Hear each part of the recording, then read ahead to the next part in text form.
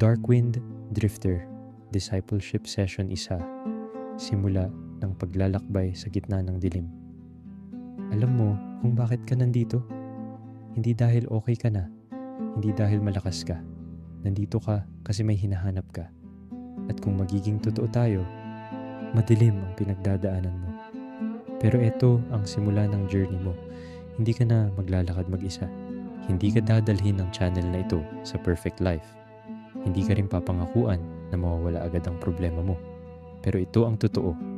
Kung susunod ka kay Kristo, magkakaroon ka ng liwanag kahit nasa dilim ka pa. Juan 1:5.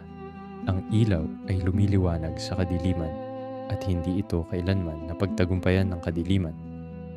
Ang problema ng maraming tao, gusto nila ng liwanag pero ayaw nilang sumunod.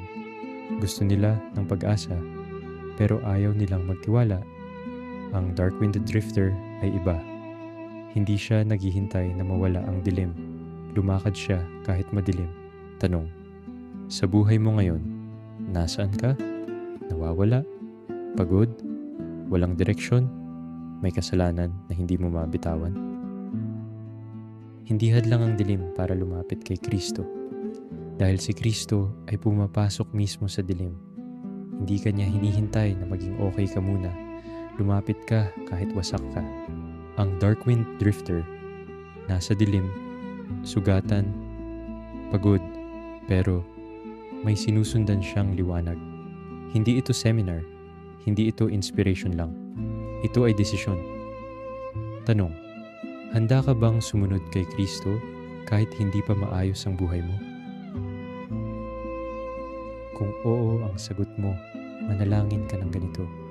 Panginoong Jesus, ako po ay lumalapit sa inyo ngayon.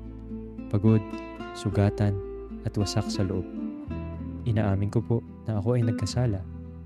Marami akong nagawang mali at maraming beses akong naligaw ng landas.